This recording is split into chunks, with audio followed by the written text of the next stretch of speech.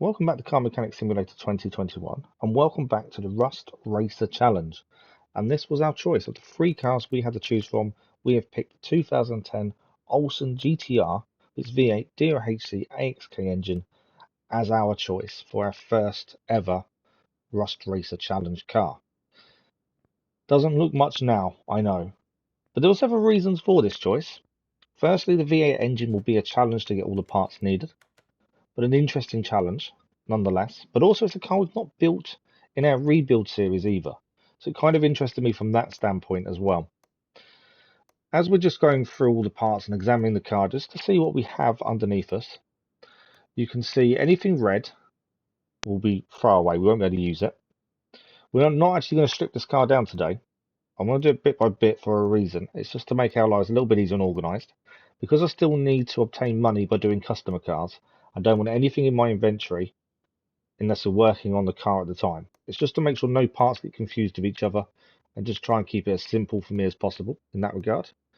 But all these red parts that are coming up on the inspection are going to be no good. They're all parts we're going to have to replace. Now, a little word of warning. So in the intro video, in the rules and everything else, we did say we was going to aim for parts 16% or above that should run.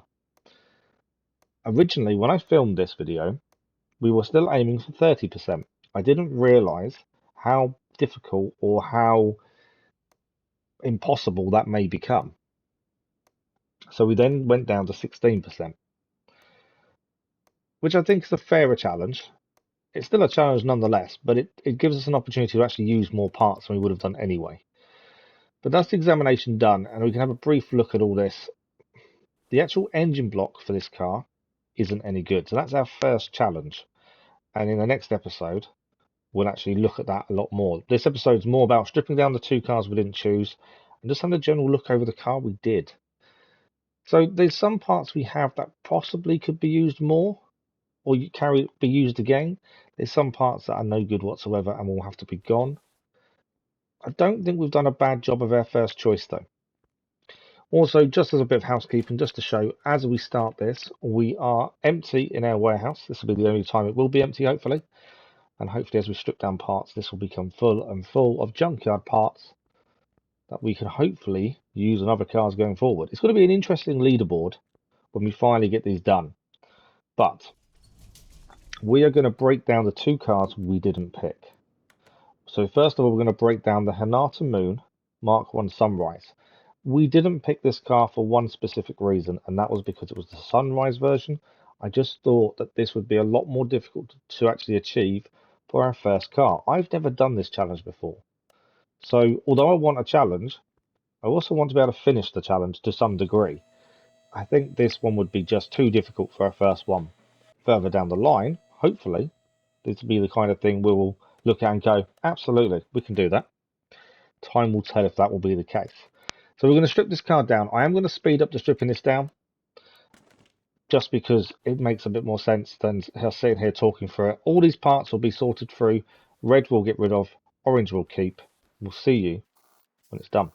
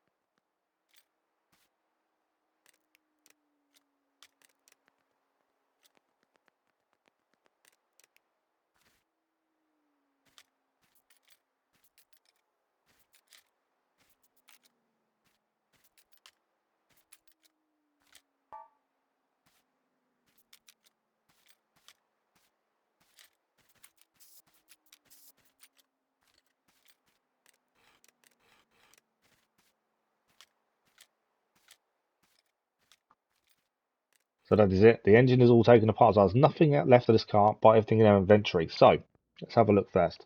We're going to sell the shell of the car. There's no point keeping it. It's not something we're going to come back to at this point. And we're actually going to lose just over £5,500. We're going to sell it for £403. That's because there's nothing in it. It's a shell. But at least we get something back. Now, looking at the parts, anything red will be gone.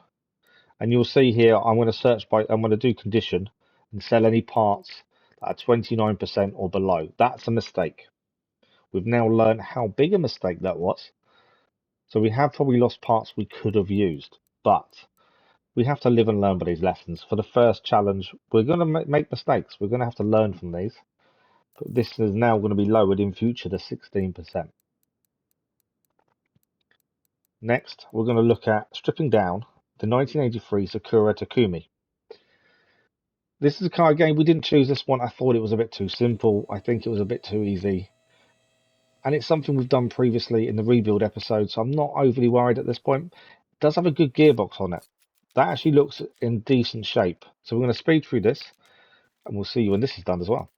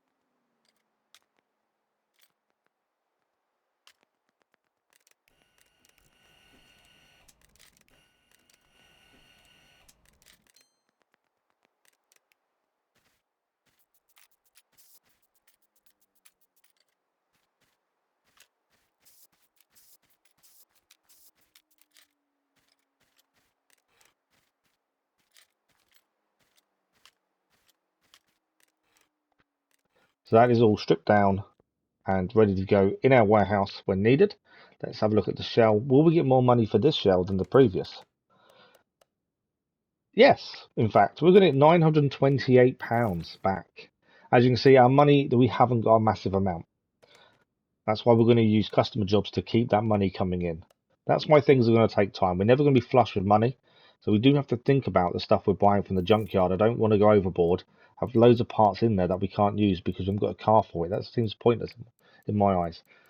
But we will hopefully use them at some point. I'm expecting a full warehouse at some point. We do need a lot more choice.